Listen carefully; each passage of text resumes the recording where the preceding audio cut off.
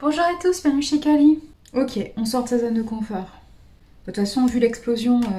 Ah, ben il y a un oui en plus derrière. Donc comme quoi, c'est pas négatif, hein.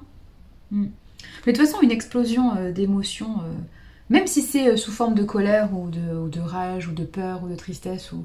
de toute façon, ça reste, comment dire, un guide intuitif. C'est-à-dire que ça reste, à un moment donné, une photo de ce dont vous avez besoin, mais que vous ne vous accordez pas.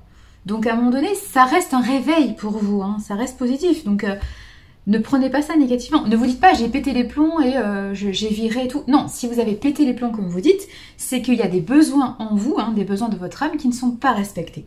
Donc péter les plombs, c'est normal et j'ai envie de vous dire c'est sain parce que comme ça vous dit, hein, d'ailleurs c'est sûrement votre corps qui vous dit mais moi j'en peux plus. Tu me fais vivre un rythme, tu prends des décisions qui sont contraires à ce que je veux, à ce dont j'ai besoin. Tu me mets en danger en fait, tu me mets en danger. Donc c'est ça un pétage de plomb en fait, hein, que ce soit psychologique, émotionnel, physique. À un moment donné, il faut s'écouter en fait. Et parfois, il n'y a pas le choix. Parfois, effectivement, on va jusqu'au bout, on a besoin de se prendre le mur. Et c'est là qu'on a un pétage de plomb, que ce soit psychologique ou émotionnel. Ou alors on a un accident physique qui fait que votre corps vous dit mais attention, moi je peux plus faire ce que tu m'obliges à faire. Parce que c'est pas pour nous. Tu le sais. Voilà. Donc c'est ça que votre corps ou votre esprit ou votre cœur vous dit. Voilà, donc non, c'est pas négatif, ouais. Surtout qu'il y a un oui derrière. Donc ça veut dire ce que ça veut dire. Ça veut dire que vous aviez besoin de ce choc émotionnel ou de ce choc physique pour que vous compreniez ce qui était bon pour vous. Et notamment que ce que vous étiez en train de faire n'allait pas du tout, mais du tout dans votre sens. Voilà, donc ça c'est important. Bon, et notamment parce que vous aviez une vision très manichéenne des choses. Le blanc, le noir, le bien, le mal, ce que je fais doit être dans la case bien. Donc effectivement, ça correspond à ce qu'on m'a dit de faire. Non, c'est faux, c'est faux. L'être humain est très complexe, les relations entre êtres humains sont encore plus complexes parce qu'il faut tenir compte des besoins de chacun et notamment des besoins qu'on exprime ou qu'on n'exprime pas. Donc forcément, il n'y a pas de bien, il n'y a pas de mal, on fait ce qu'on peut en fait et chacun fait ce qu'il peut. Ce qu'il peut selon son passif, sa construction, mais selon aussi sa compréhension de l'autre. Donc effectivement, si vous commencez par vous dire il y a des choses que je dois faire, il y a des choses que je ne dois pas faire, si vous résumez votre vie à ça, ça va être très très compliqué pour vous. De vous épanouir, bien sûr, de vous épanouir, de trouver votre place, de vous trouver légitime, parce que ça ne correspondra jamais à cette case de « c'est bien ce que je fais ». Ça ne rentrera jamais, jamais. Donc il faut ouvrir votre esprit, ne serait-ce que changer de couleur, hein. Le blanc, le noir c'est gentil. Hein. Alors c'est chic, c'est sûr, hein. Ça fait bien en société, mais bon, à un moment donné, il faut sortir de ça. Il faut sortir de ça parce que la vie, elle est faite de couleurs. Donc choisissez votre couleur, hein. Vous en avez des milliards, choisissez votre couleur, mais ne commencez pas à vous dire que vous devez rentrer dans une case, non, non, non. Vous ne pouvez pas rentrer dans une case, personne ne le peut. Donc, c'est ça qui vous limite. Hein. Et c'est ça qui vous fait perdre de vue ce qui est important pour vous, c'est-à-dire la confiance en vous.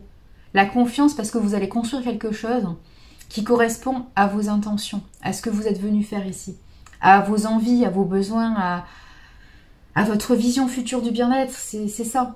Et c'est important. Votre confiance, elle vient parce que vous allez mettre en place des actes qui vous correspondent. Parce que vous allez mettre en place des projets qui vous correspondent. C'est-à-dire que vous allez avoir des actes cohérents avec vos pensées. Vos pensées, vos idées, vos projets, ce ne sont pas des rêves. Mais par contre, il faut se mettre en action pour les construire, en fait, c'est ça.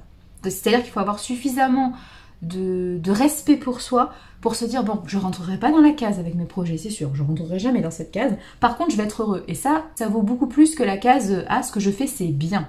En plus, le côté bien, le côté mal, c'est hyper subjectif en fait, hein, suivant votre culture, votre histoire, la société, enfin, suivant l'époque, j'allais dire l'époque, hein, l'espace-temps dans lequel vous évoluez. Enfin, ce qui est bien aujourd'hui sera mal demain réciproquement. Enfin, il faut comprendre aussi ça. Donc, encore une fois, vous ne pouvez pas vous limiter à cette case ce que je fais, c'est bien parce que c'est reconnu comme bien. Non, ça suffit. Vivez pour vous, vivez pas pour les autres. Hein, c'est important. Donc là, il y a le deuil quand même de cette case-là. Mais c'est pas possible, cette case. C'est pas forcément péter un câble, c'est un bouleversement émotionnel. C'est un déclic. C'est un déclic du cœur. C'est un déclic de votre énergie vitale. On est dans le feu, là. Hein, donc on est dans le plexus solaire.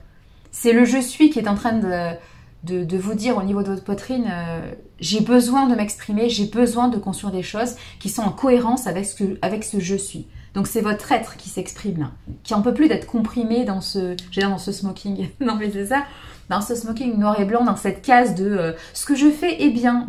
Mais on s'en fiche en fait de ce qui est bien. Ça c'est important. Et là le je suis, il veut sortir. Ouais, il veut sortir. Il veut sortir et votre être aussi a besoin de se confirmer en posant des actes cohérents. Donc il a besoin aussi de développer cette confiance en lui, en soi, en vous. Vous avez besoin de ça. Vous avez besoin de développer votre confiance en vous et votre être vous pousse dans ce retranchement.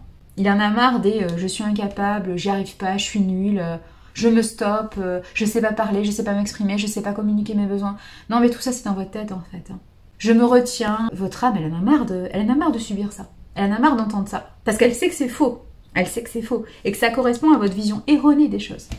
Or, votre être, il est tellement beau, il est tellement complexe, il a tellement envie de construire des choses dans cette vie. Il s'est pas réincarné pour s'embêter, hein, pour regarder la vie passer, hein, pour regarder les autres construire leur vie. Hein. C'est pas pour ça qu'il s'est réincarné. Vous ne vous êtes pas réincarné pour ça. On est ok sur ça. Votre âme, elle a une grande ambition pour vous.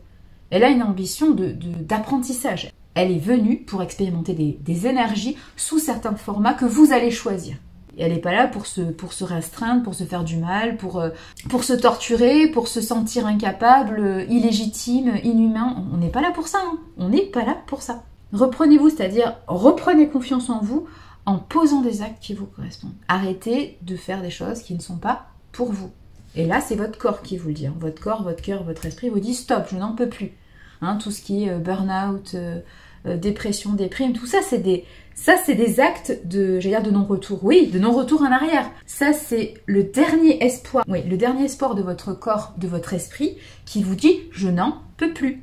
Je n'en peux plus. C'est un appel à l'aide de votre corps et de votre esprit, ça. Hein. Attention, hein. Je vous le dis. Hein. Donc prenez les devants, essayez de ne pas arriver à ce stade-là, hein, c'est un conseil, hein, vraiment.